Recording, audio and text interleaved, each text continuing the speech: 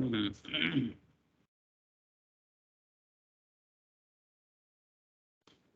اللہ الرحمن الرحیم نحمده ونصلی ونسلم علی رسولہ الکریم۔ فقہی کتابوں کے تعارف کا اگلا سیشن شروع کر رہے ہیں، جس میں آج ہم لوگ کچھ متون کا تذکرہ کریں گے۔ متون، کتب متون جو نقل مذہب کے لیے لکھی جاتی ہیں۔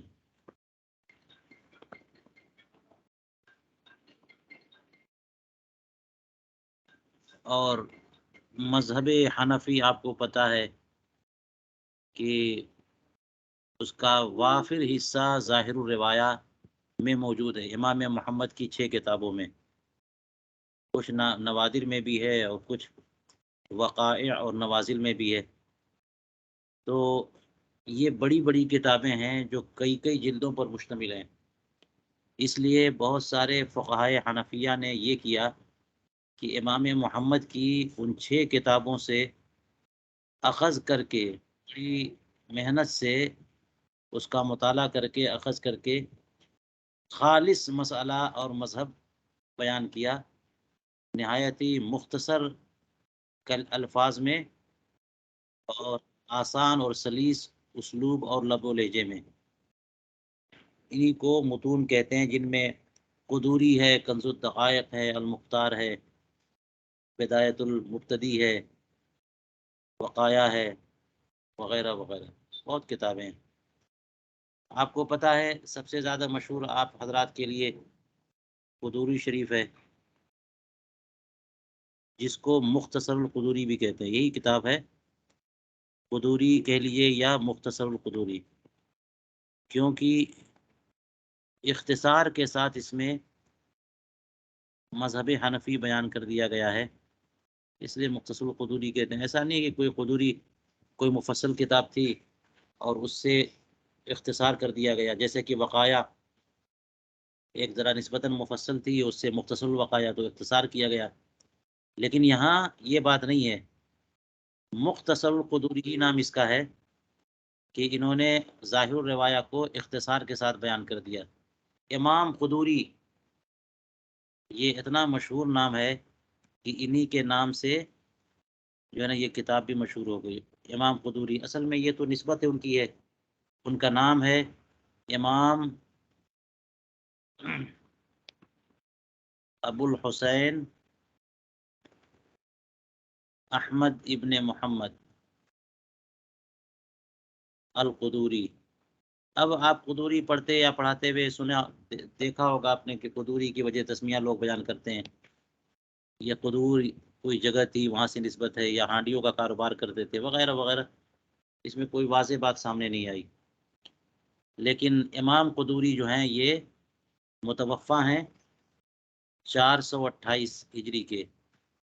اس سے سمجھ میں آتا ہے کہ کتنے قدیم فقیہ ہیں یہ۔ اور قدوری جو ہے یہ وہ کتاب ہے جو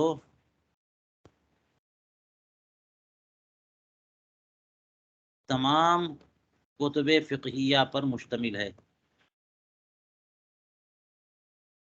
کتب فقہیہ، اور یہاں کتاب سے مراد وہ جو ابواب ہوتے ہیں، فقہ کی کتابوں کے جو ابواب ہوتے ہیں، باب الطہارت ہے، ابواب الصلاۃ ہے، کتاب الطہارت ہے، کتاب الصلاۃ، کتاب الزکوٰۃ، کتاب الصوم، کتاب الحج، اس کے بعد کتاب البیوع، کتاب النکاح، کتاب الطلاق، پورا سلسلہ جاری رہتا ہے یہاں تک کہ کتاب الوصایا اور کتاب الفرائض پر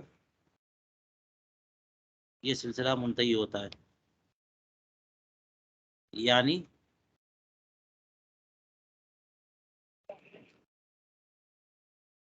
کتاب الطہارت سے شروع ہو کر کے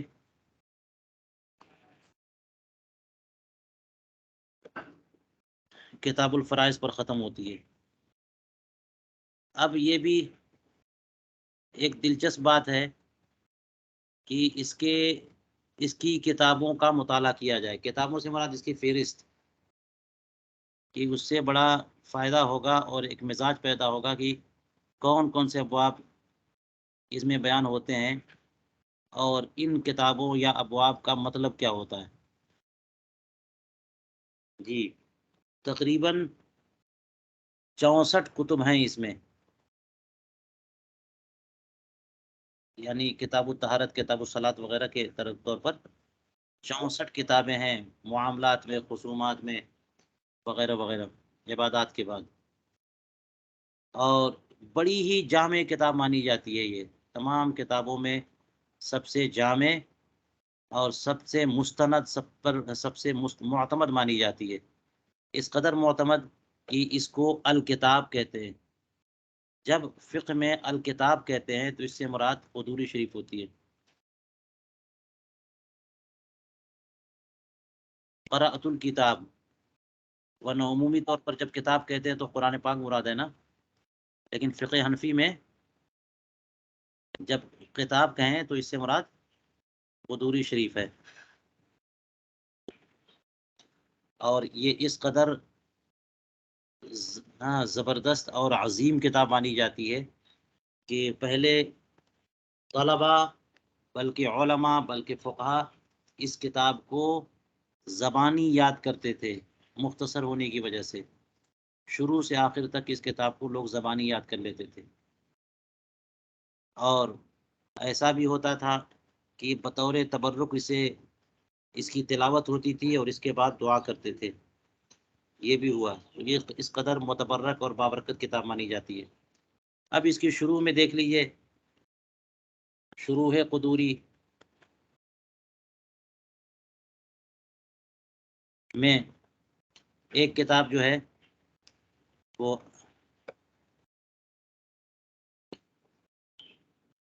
اس سے پہلے میں نے ذکر کیا تھا السراج الوہاج، علامہ حداد کی، اور اسی کا اختصار ہے الجوہرۃ النیرہ۔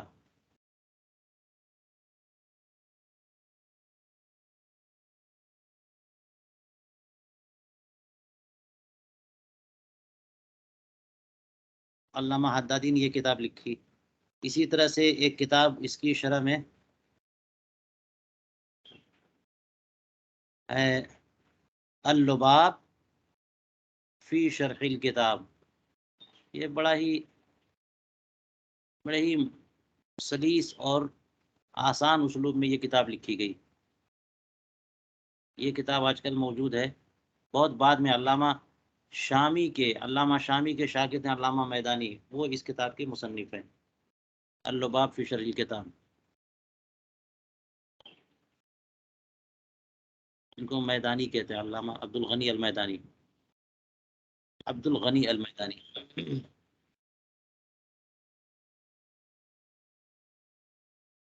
جی،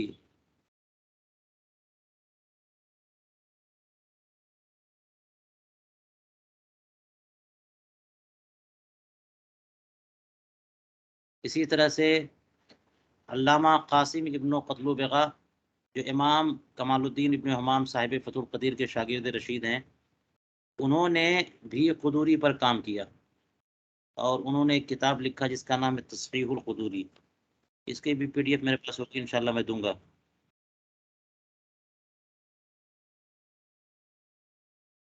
اس کا تذکرہ تو آپ کے سامنے جو ہے وہ شرح العقود میں بھی آیا تھا،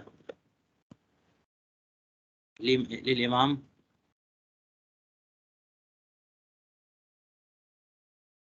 قاسم ابن قتلبغہ۔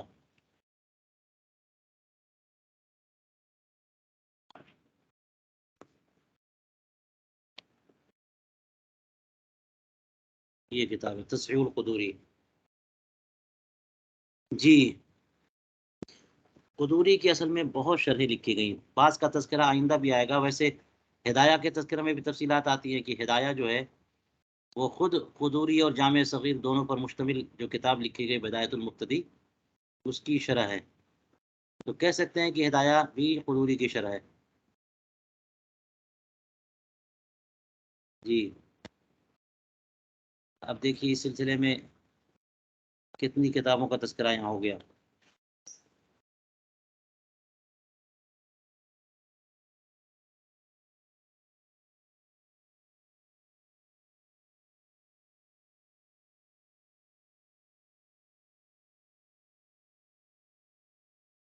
जी, इसी तरह से एक किताब है अल मुख्तार,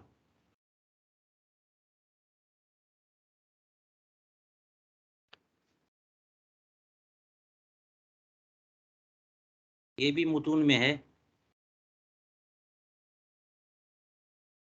और इसके मुसन्निफ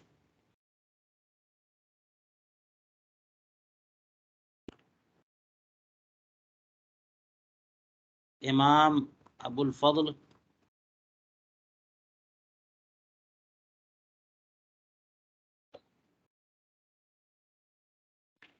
इब्न महमूद इब्न मौदूद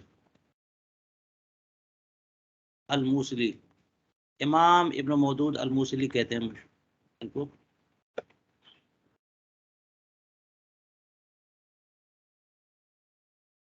ये मुतवफ़ा हैं सन 683 के।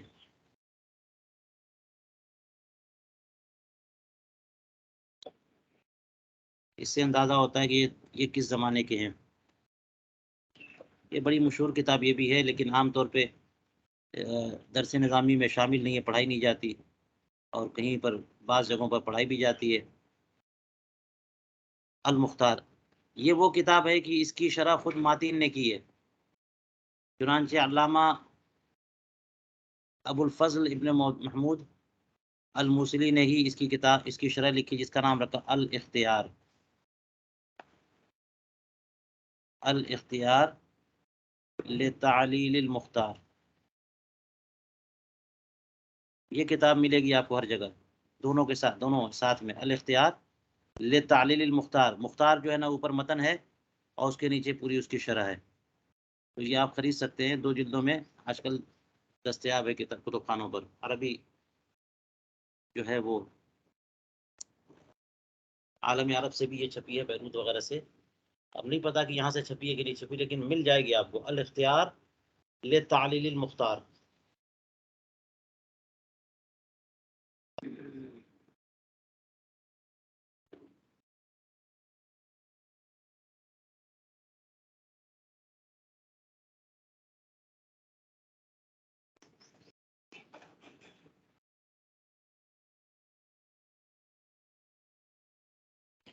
असल में जो इन्होंने किताब लिखी अल मुख्तार, उसका नाम है अल मुख्तार लिल फतवा। अल मुख्तार लिल फतवा।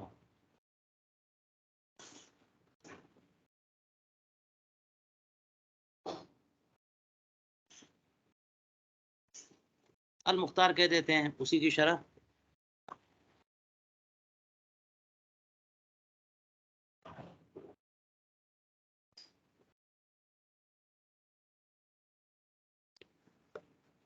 मुसन्निफ ने ही इसकी शरह लिखी, अल इख्तियार ले तालील मुख्तार। हाँ, इसमें ये ज़रूर किया है एक ख़ास बात, आप देखिएगा अल मुख्तार को, कि जो जो मसला बयान किया वहाँ पर उस मसले के साथ किसी हनफी इमाम का इख्तिलाफ है, तो एक हर्फ जो है लिख करके उसकी तरफ इशारा कर दिया। यानी कोई मसला लिखा, जैसे मिसाल के तौर पर ये लिखा कि मिरफ़क़ैन और काबैन जो है वो गस्ल में दाखिल हैं, दोनों हाथों को धोया जाएगा, और ये मिरफ़क़ैन समेत, दोनों कोहनियों समेत। तो यहाँ पर ज़ा लिख देंगे कि इमाम ज़ुफ़र का इख्तिलाफ है कि उनमें कोहनियाँ खारिज हैं। तो इस तरह से कोई मसला बयान करते हैं और उसे बयान कर देते हैं, फिर उसके बाद एक हर्फ से इशारा कर देते हैं कि कोई एक इमाम है जो इससे इख्तिलाफ रखते हैं। और उन्होंने इन अइम्मा कराम को کے لیے رموز طے کیے ہیں. امام محمد کے لیے میم ہے، امام ابو یوسف کے لیے سین ہے، امام ظفر کے لیے زا ہے، وغیرہ وغیرہ. اگر چند ائمہ کرام اس کے خلاف ہیں تو 2 حروف کو ملا دیا انہوں نے.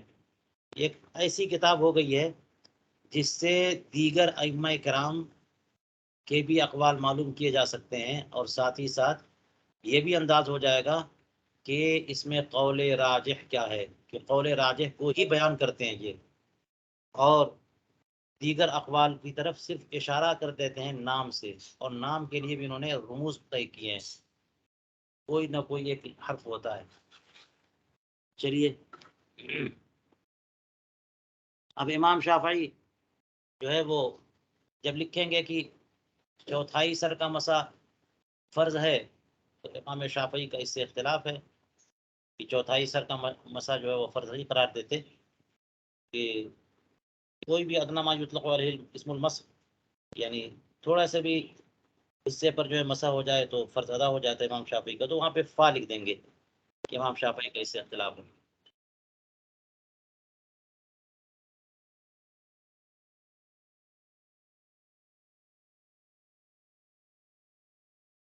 اب اسی طرح دیکھیے آپ کہ اور ایک اور کتاب ہے کنز الدقائق، بڑی زبردست کتاب ہے اور متون میں اس کا بڑا مقام ہے. قدوری کے بعد کنز سب سے اہم ترین کتاب مانی جاتی ہے، کنز الدقائق. علامہ ابو البرکات النصفی حنفی ہیں، بڑے زبردست مصنف اور محقق ہیں، بہت کتابیں انہوں نے لکھی الگ الگ فنون پہ. اسی لیے علامہ نصفی کے نام سے تو بہت لوگ ہیں نا، 6 یا 8 نصفی کہتے ہیں. نصفی کون کون نصفی، تو اس لیے لوگوں کو کنفیوژن ہو جاتی ہے، ایک نصفی کہتے تو پھر دوسرے نصفی مراد لے لیتے. یہ امام ابو البرکات نصفی ہیں، ابو البرکات سے ان کا امتیاز ہو جاتا ہے دیگر نصفیین سے. امام ابو البرکات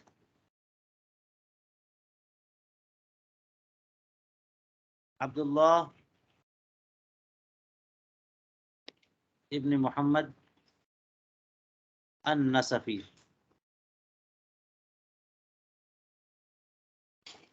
سن وفات سے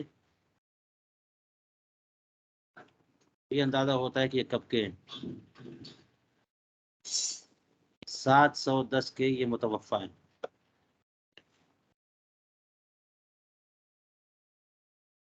اس سے پہلے ذکر آیا تھا نا وافی شرح کافی کا، نہیں کافی شرح وافی. امام ابو البرکات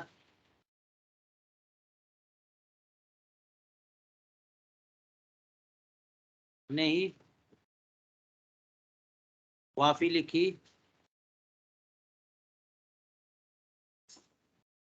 پھر اس کی شرح کافی لکھی، جس کو کافی شرح الوافی کہتے ہیں.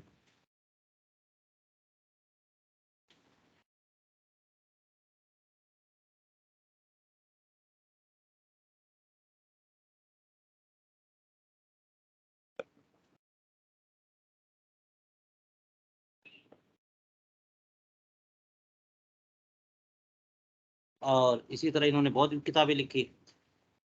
تو امام ابو البرکات النصفی یہ مصنف ہے کنز الدقائق کے، الکنز کہہ دیتے ہیں، الکنز کنز الدقائق. یہ بھی مختصر سی کتاب ہے اور متن ہے یہ فقہ حنفی کی، فقہ حنفی کا متن ہے، اور اس کی بھی بہت شرحیں لکھی گئیں.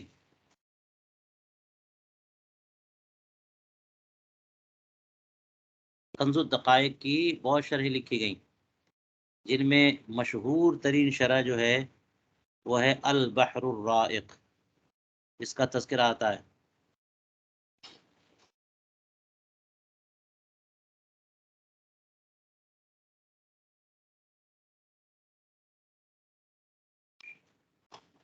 شرح کنز الدقائق.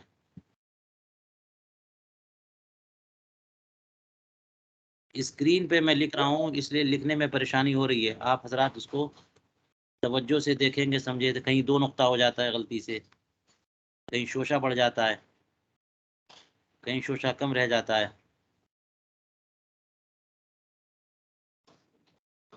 البحر الرائق شرح کنز الدقائق للامام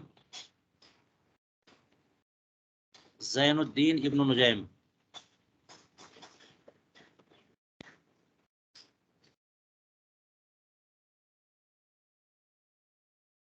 علامہ ابن نجیم مصری کی تصنیف ہے یہ۔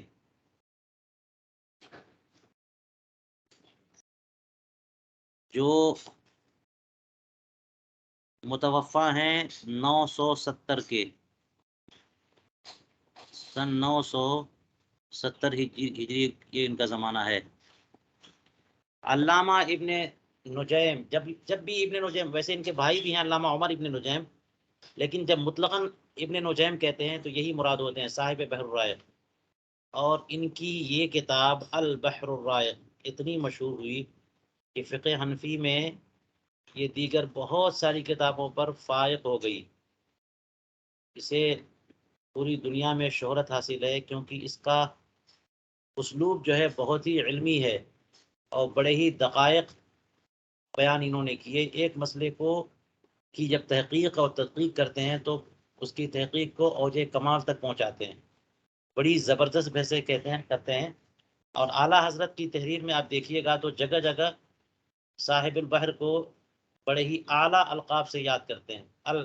البحر الطمطام کہتے ہیں، یعنی کبھی ان کو خود کہتے ہیں البحر، وقال البحر فی البحر، سمندر نے سمندر میں کہا، ان کو البحر کہتے ہیں، البحر الطمطام، موجے مارتا ہوا سمندر۔ یہ اتنے بڑے عالم جلیل ہیں امام زین الدین ابن نجیم۔ ان کی یہ کتاب، ویسے تو ان کی کتاب کا ذکر بار بار آ رہا ہے، الاشباح والنظائر بھی ہے جو قواعد کی کتاب ہے، بڑی مشہور ہے، لیکن اس سے زیادہ اعتبار حاصل ہے ان کی اس کتاب کا البحر الرائق۔ گویا کہ کہہ سکتے ہیں کہ فقہ حنفی کی ریڑھ کی ہڈی اگر چند کتابیں مانی جائیں تو ان میں فتح القدیر اور رد المحتار اور دیگر چند کتابوں میں البحر الرائق کا نام ضرور آئے گا۔ اس لیے آپ حضرات البحر الرائق کو نظر انداز نہیں کر سکتے۔ جب بھی کسی مسئلے کی تحقیق کرنا ہو تو دیکھیے کہ امام ابن نجیم نے البحر الرائق میں کیا لکھا۔ تو البحر الرائق بھی خرید سکے تو ضرور خریدیے یہ۔ اور اسی طرح سے اس کی ایک شرح ہے انہی کے بھائی النہر الفائق،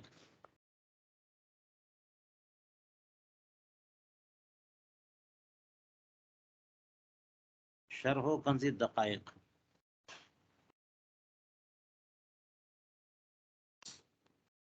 امام زین ابن نجیم کے ہی بھائی حضرت علامہ امام عمر ابن نجیم،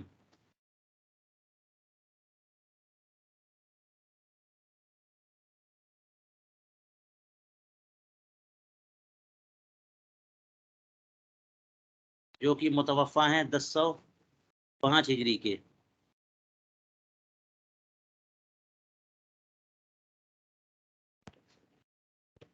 تو ان کے بعد ہوئے نا، گویا کہ 35 سال بعد وفات پائی، اور اپنے ہی بھائی کے قبر کے بغل میں حسب وصیت ان کو دفن کیا گیا۔ اپنے بھائی کا بہت احترام کرتے تھے، خود وصیت کی تھی کہ مجھے میرے بھائی کے بغل میں دفن کیا جائے، یہ طریقہ ہے۔ لیکن النہر الفائق میں انہوں نے اپنے بھائی کی تحریروں کو کہیں چھوڑا نہیں ہے جی۔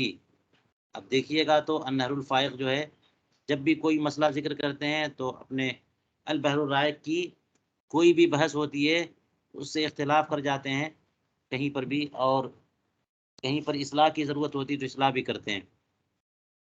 یہ خاص بات ہے النہر الفائق کی۔ تو النہر الفائق بھی بڑی متداول اور بہت ہی مستند اور معتمد کتاب ہے۔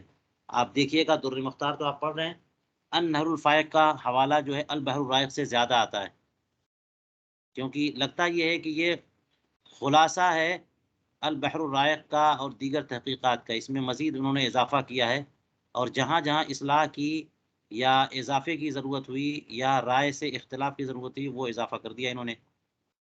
تو یہ آپ کو محسوس ہوگا اگر النحل الفائق پڑھیں گے. بس فرق دونوں میں یہ ہے کہ البحر الرائق تو بڑی مبسوط کتاب ہے، بڑی مفصل ہے، اور النحل الفائق اس قدر مفصل نہیں ہے.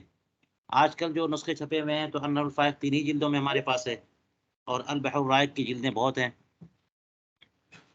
یہ دونوں بڑی مشہور کتاب ہیں.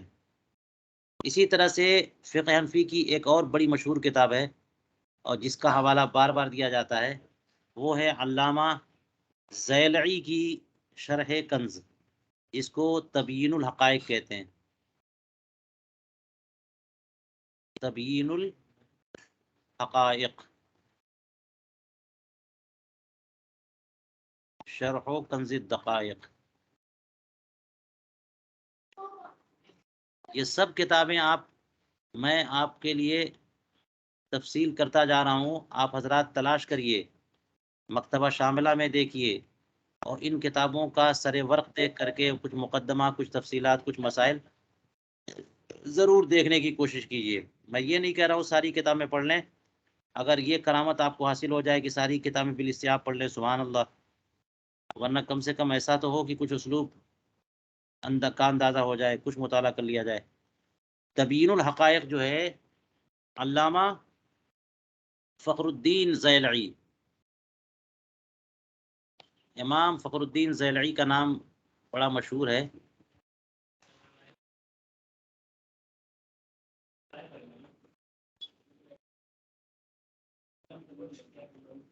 امام زیلعی کی تصریف اسی لیے کہتے کہ وقال فی الزیلعی، اگر زیلعی کہہ دیا، حالانکہ زیلعی کی ایک دوسرے زیلعی ہیں جن کی کتاب نصب الرایا بھی ہے، احادیث ہدایہ، تو وہ زیلعی مراد نہیں ہے بلکہ علامہ فخر الدین زیلعی.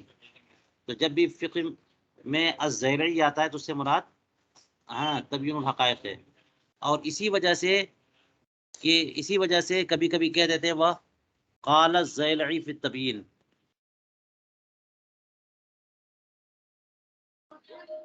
جہاں پہ تبیین کا لفظ آتا ہے نا، اس سے مراد یہی تبیین الحقائق، یہ بھی کہا جاتا ہے فی التبیین.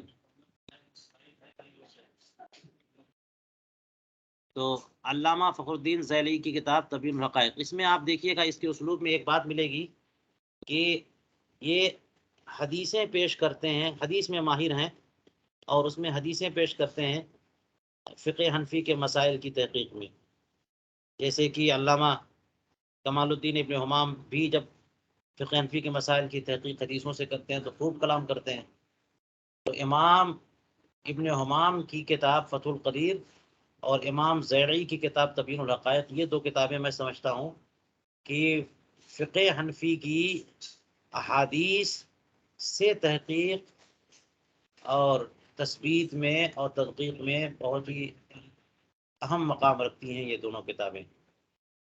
تبیین الحقائق، شرح کنز الدقائق.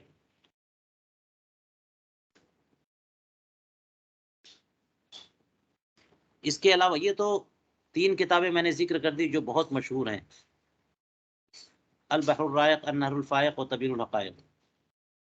تینوں میں سے کسی کو نظر انداز نہیں کر سکتے. آپ کو فتویٰ دینے کے لیے بھی تینوں کتابوں کو سامنے رکھنا ہوگا، اس لیے خرید سکے تو تینوں کتابیں خریدیں. جی، اب اس میں البحر الرائق میں ایک خاص بات یہ ہے کہ جو نسخہ چھپا ہوا ہے اس پر ایک حاشیہ لکھا ہے علامہ شامی نے، منحۃ الخالق.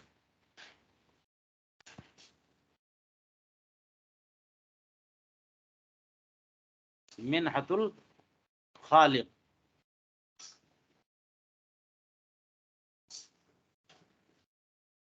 یہ کس پر ہے؟ علی البحر الرائق. یہ بھی بڑا مفصل حاشیہ ہے. یہ حاشیہ، یہ شرح نہیں ہے، البحر الرائق پر حاشیہ ہے للعلامۃ الشامی، علامہ ابن عابدین شامی کا یہ حاشیہ ہے، جن کو ہم آج کل پڑھ رہے ہیں، یعنی ان کی شرح العقود بھی پڑھ رہے ہیں اور در مختار کا حاشیے کا بھی ذکر آ رہا ہے بار بار. تو کنز الدقائق کے حوالے سے جب بھی تذکرہ آئے گا تو ان 4-5 کتابوں کا تذکرہ ضرور آئے گا. ویسے بہت کتابیں ہیں لیکن یہ چند کتابیں خاص اس معاملے میں. تو آج اسی قدر پہ ہم درس روکتے ہیں. آج ہم نے متون میں قدوری کا تذکرہ کیا ہے.